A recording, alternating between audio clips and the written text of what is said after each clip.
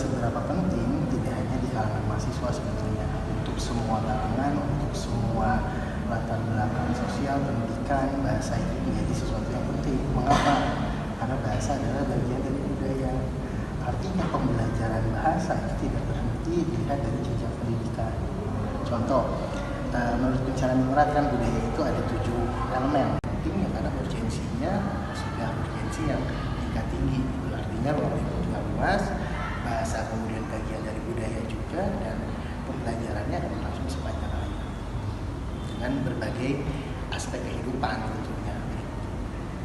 Apapun yang tadi berkaitan dengan budaya, mengapa ya? Karena bahasa adalah bagian dari budaya. Itu menjadi penting untuk dipelajari oleh teman-teman mahasiswa, bahkan oleh masyarakat pada umumnya pun ya. Pembelajaran bahasa itu adalah pembelajaran sepanjang. Mengapa kemudian seperti itu? Salah satunya karena bahasa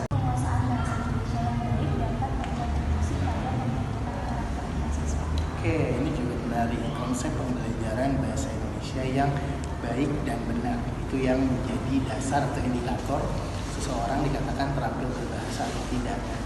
Apakah tadi dikatakan saya ingin terlihat sebagai akademisi, otomatis bahasa yang saya gunakan adalah bahasa yang mencerminkan seorang akademisi. Berpengaruh tidak pada karakter? Jelas. Teman-teman tahu Ridwan Kamil, tahu Ahok, tahu politikus-politikus hebat yang karakternya kan terlihat dari bahasa yang dia gunakan. Teman-teman tahu Ahok orang yang tegas, tahu dari mana? Apakah teman-teman kenal, pernah bertemu? Kan tidak. Tapi dari bagaimana dia berkomunikasi, bagaimana dia berargumentasi, terlihat dia sosok yang tegas lewat bahasa. Artinya karakter itu jelas bisa tercermin. Kalau kita amalkan dalam diskusi juga kekuatannya bisa salah satunya ya bahasanya merepresentasikan bisa merepresentasikan seseorang. Teman-teman ingin jadi presma, teman-teman memiliki citranya lewat apa? Bagaimana? Saya ingin terlihat di bawah, saya ingin terlihat di bawah, saya ingin terlihat di utara, saya ingin terlihat sudah semua juga harus berbahasa baku dan formal. Tapi saat teman-teman sudah bisa berbahasa baik dan benar dalam konteks yang sesuai, saat itulah teman-teman dikatakan sebagai orang-orang yang terampil berbahasa. Kakak apa tidak? Terkadang kita memang harus bisa menentukan konteks-konteks yang sesuai. Bapak, apakah globalisasi memiliki pengaruh penting terhadap penggunaan bahasa Indonesia di kalangan mahasiswa? Globalisasi berpengaruh penting di semua aspek, di segala ruang lingkup kehidupan. Jelas globalisasi punya peranan penting, termasuk bahasa itu sendiri.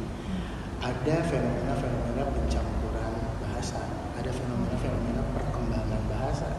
Bahasa kan punya 7 sifat, teman-teman pasti di kelas juga sudah belajar. 7 sifat mulai dari sifat manusiawi, indah, dinamis, fleksibel, produktif, kemudian arbitrer, dan konvensional. Nah, Bapak, bagaimana cara agar penggunaan bahasa Indonesia di kalangan mahasiswa tetap eksis dalam era globalisasi? Bagaimana peran atau bagaimana strategi agar penggunaan bahasa Indonesia tetap eksis? Satu sebetulnya yang perlu diperhatikan oleh generasi teman-teman ya, di sini generasi teman-teman kan generasi Z ya, teman-teman Gen Z ya, beda sedikit lah dengan saya gitu. Teman-teman Gen Z sudah peka terhadap teknologi, bahkan teman-teman kan disebut generasi yang istilahnya digital native.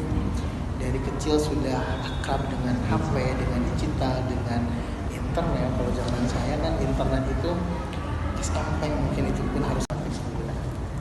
Seperti yang tadi saya sampaikan, bukan berarti kita melestarikan bahasa Indonesia itu kita harus menggunakan bahasa Indonesia yang baku di semua aspek, tidak. Tapi kita harus paham konteks dan kita harus konsisten dengan konteks.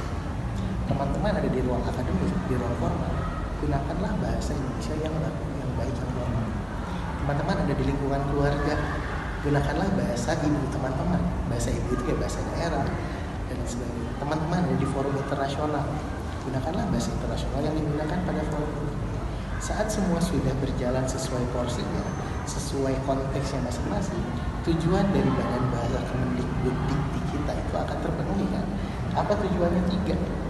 Lestarikan bahasa daerah, utamakan bahasa Indonesia, kuasai bahasa asing.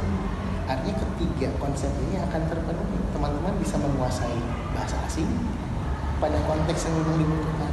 Teman-teman bisa mengutamakan bahasa Indonesia pada konteks yang memang juga sesuai. Di kondisi yang sama juga teman-teman melestarikan bahasa daerah dalam konteks di lingkungan terdekat, itu lingkungan keluarga, lingkungan rumah dan lain sebagainya. Jadi tidak saling mengalahkan pada akhirnya. Jadi bahasa itu bukan terkadang ada sudut pandang yang keliru, terkadang ada sudut pandang yang kita harus lebih jago bahasa Inggrisnya, kita harus lebih jago bahasa Indonesianya, kita harus menjunjung tinggi bahasa daerah, misalkan bahasa Sunda. Tidak, ketiganya bisa berjalan seiringan dengan konteks. Mau itu benar, mau itu salah, mau itu bagus, mau itu tidak, setidaknya teman-teman sudah berani berargumentasi, itu sudah jadi satu poin.